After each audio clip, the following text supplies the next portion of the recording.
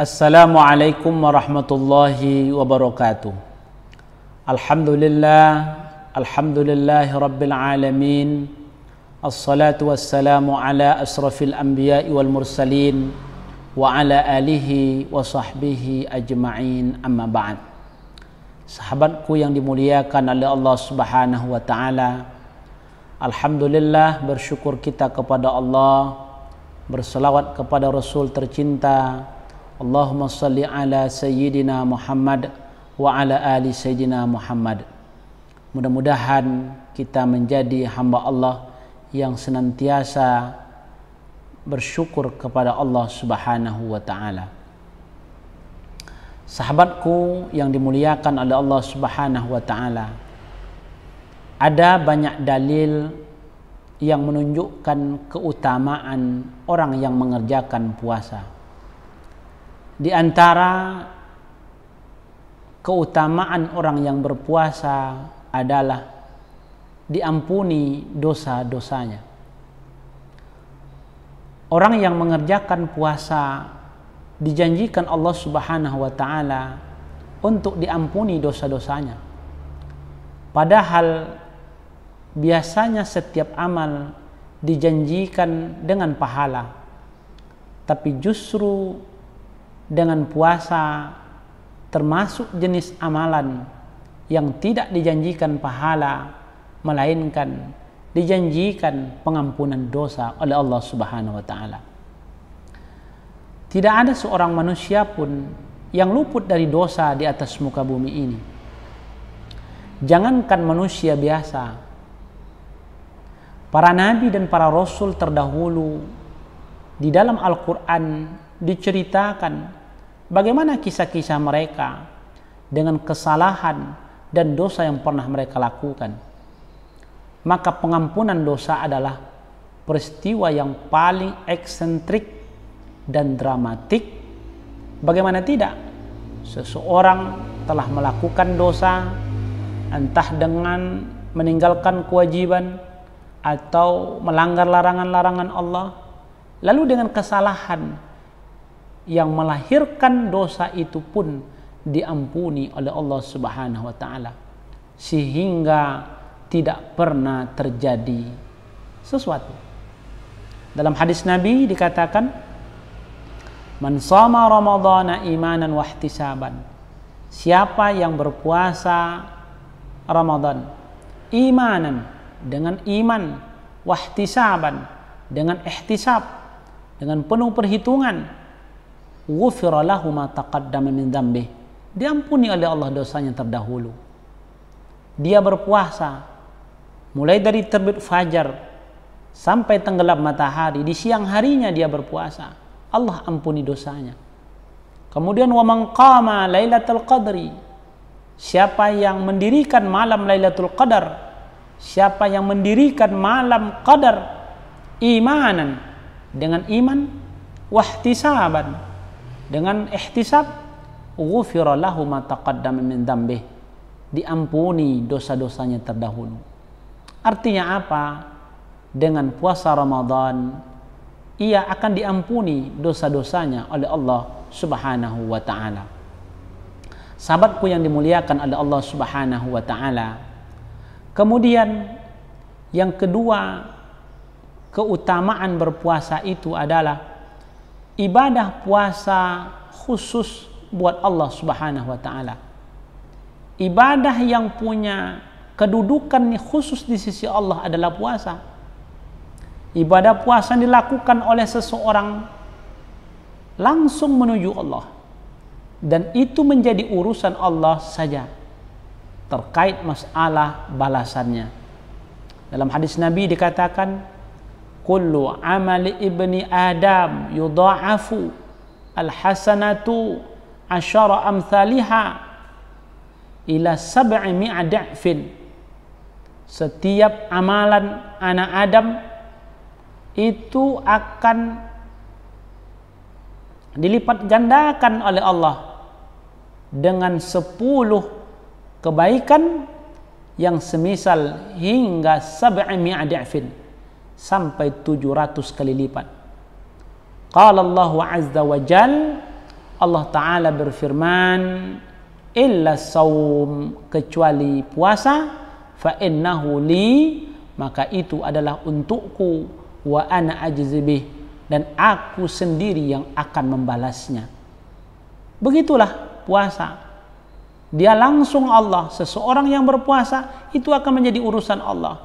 Allah yang langsung akan membalasnya.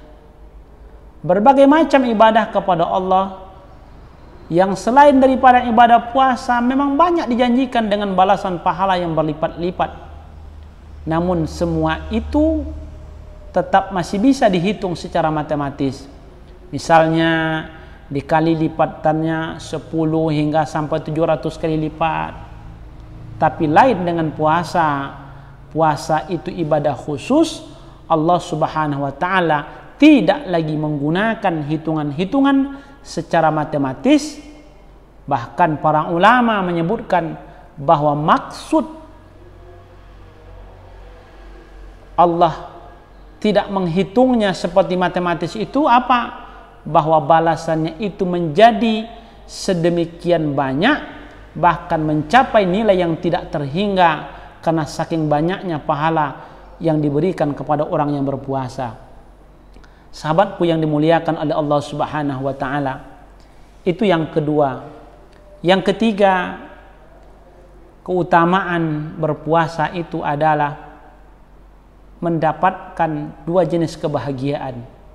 Dalam hadis Nabi dikatakan, lis-shaimi farhatan, bagi orang yang berpuasa itu akan mendapatkan dua kebahagiaan. Farhatun inda fitrihi, kebahagiaan di saat ia berbuka, wa farhatun inda liqa'i rabbi, dan kebahagiaan di saat ia berjumpa dengan Rabbnya. Sahabatku yang dimuliakan oleh Allah Subhanahu wa Ta'ala, kenikmatan semacam ini tidak bisa diukur lewat menu makanan, menu masakan yang aneh-aneh disajikan oleh restoran yang terkenal misalnya. Tidak bisa diukur. Semua kemegahan itu tidak bisa diukur dengan kebahagiaan seseorang yang berpuasa lalu di sore harinya berbuka puasa, walaupun hanya dengan seteguk air, sebutir kurma, tetapi kenikmatannya tiada bandingnya yang mereka rasakan. Sahabatku yang dimuliakan oleh Allah Subhanahu wa Ta'ala, kemudian kebahagiaan ketika nanti bertemu dengan Allah Subhanahu wa Ta'ala, yaitu di yaumul mahsyar nanti, di akhirat nanti setelah kehidupan dunia ini, orang yang berpuasa akan mendapatkan balasan dari sisi Allah yang tidak seperti umumnya pahala suatu ibadah. Itu di antara keutamaan orang-orang yang berpuasa, yaitu mendapatkan dua jenis kebahagiaan.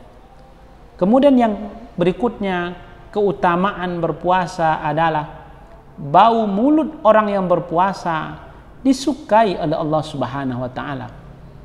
Dalam hadisnya dikatakan, wala khulufu fihi, dan sungguh bau mulut orang yang berpuasa itu atyabu indallah, itu lebih harum di sisi Allah min rihil misk, daripada bau minyak kasturi.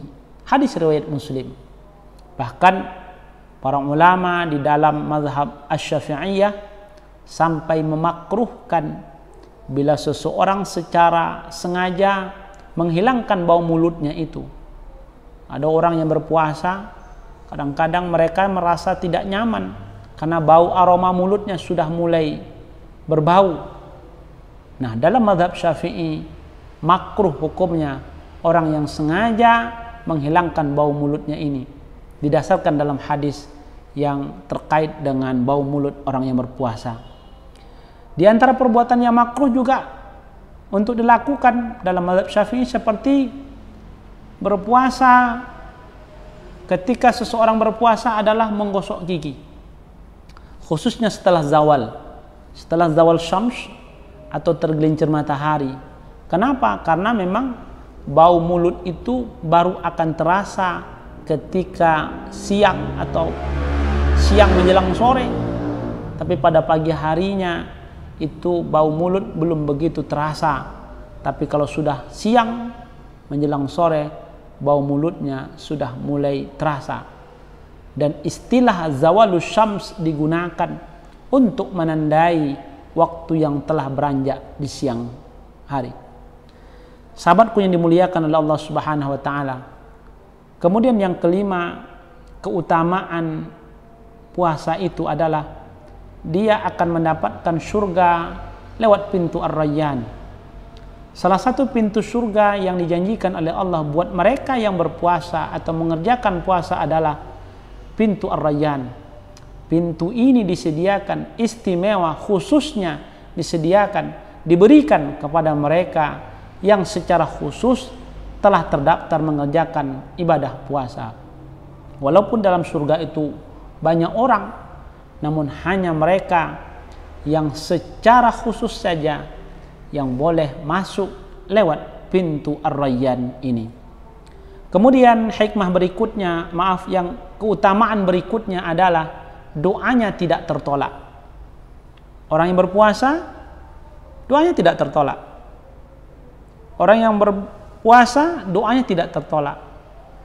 Karena sebagaimana dikatakan dalam hadis Nabi, salasatun la turaddu da'watuhum, 3 orang yang tidak akan tertolak atau tidak akan ditolak doanya. Satu di antaranya dikatakan as-shaimu hatta yuftira, orang yang berpuasa hingga dia berbuka. Maka ketika seseorang berpuasa, perbanyak untuk berdoa kepada Allah, karena doanya tidak tertolak, maknanya diijabah oleh Allah Subhanahu wa taala. Ini keutamaan bagi orang yang berpuasa. Selain keutamaan, ada hikmah juga bagi kita yang melaksanakan ibadah puasa. Apa hikmah puasa itu? Yang pertama, agar dapat meningkatkan rasa syukur kepada Allah Subhanahu wa taala. Ibadah puasa ternyata bisa meningkatkan rasa syukur kita kepada Allah, karena banyaknya nikmat dan karunia yang Allah curahkan kepada kita. Sesungguhnya nikmat dari Allah itu tidak pernah diukur, tidak bisa diukur dengan ukuran dan takaran apapun. Kenapa? Lantaran banyaknya nikmat Allah yang diberikan kepada kita. Tapi sayangnya jarang di antara manusia yang mau bersyukur. Sebagaimana sindiran Allah dalam Al-Quran, wa qalilun min ibadihi syakur, dan sedikit sekali kata Allah dari hambaku yang berterima kasih kepadaku.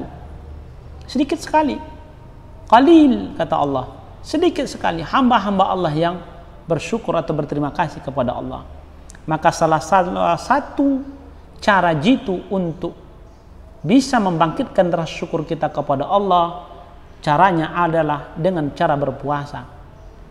Kenapa?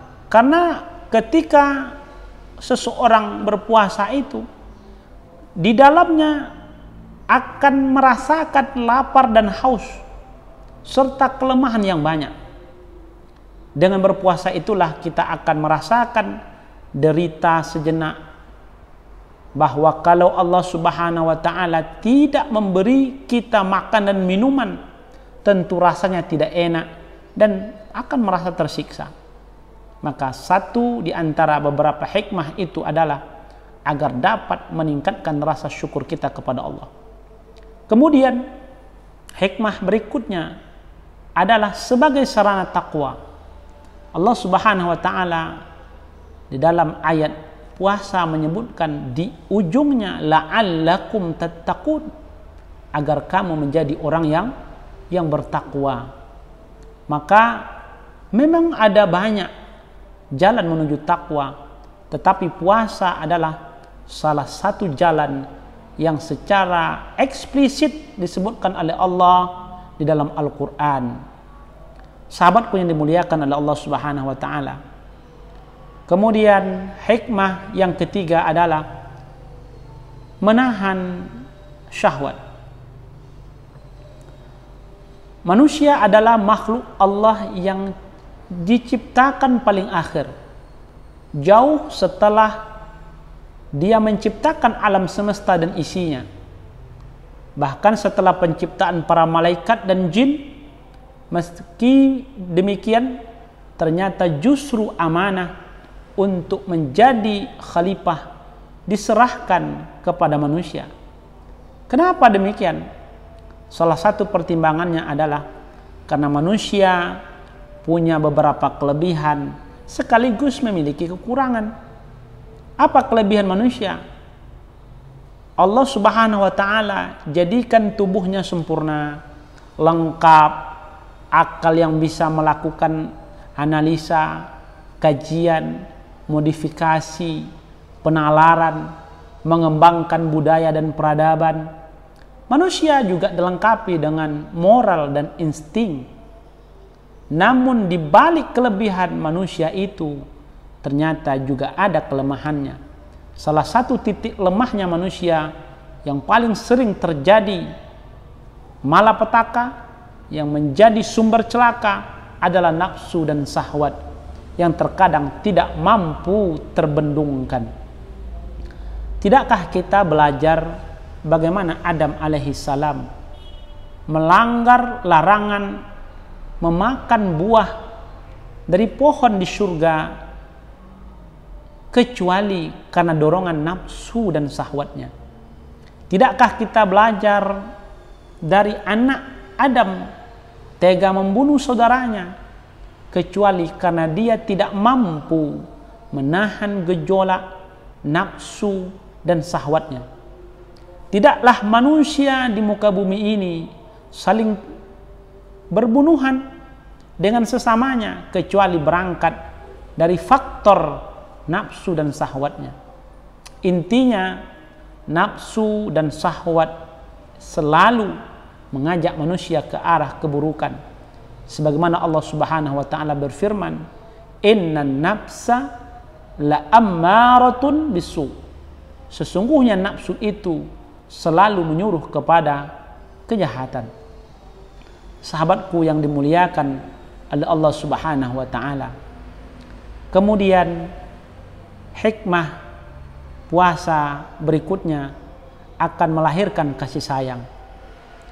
Puasa ternyata juga melatih seseorang untuk bisa menumbuh kembangkan rasa kasih sayang kepada sesama. Sebab di dalam puasa itu seorang yang kaya memiliki harta yang berkecukupan dipaksa untuk merasakan bagaimana tidak enaknya menjadi orang tidak punya. Ada rasa kebersamaan yang perlahan-lahan muncul manakala seseorang sering ikut merasakan tidak enaknya menjadi orang yang miskin, yang pada gilirannya puasa bisa menumbuh kembangkan rasa kasih, rasa sayang, simpati, empati di hati orang yang terbiasa hidup mewah. Maka ternyata hikmah puasa makan mampu memunculkan rasa kasih sayang kepada sesama manusia. Sahabatku yang dimuliakan oleh Allah Subhanahu wa taala, akan banyak hikmah-hikmah puasa yang bisa kita coba ambil dari puasa itu sendiri. Tapi paling tidak ini bisa mendorong kita, menstimulus kita agar kita bisa lebih baik. Mudah-mudahan ibadah puasa kita dari waktu ke waktu akan ada peningkatannya, akan terus melahirkan sebuah semangat yang lebih lagi sehingga kita mampu menjadi pribadi yang saleh di hadapan Allah Subhanahu wa taala. Mudah-mudahan bermanfaat. Terima kasih. Wassalamualaikum warahmatullahi wabarakatuh.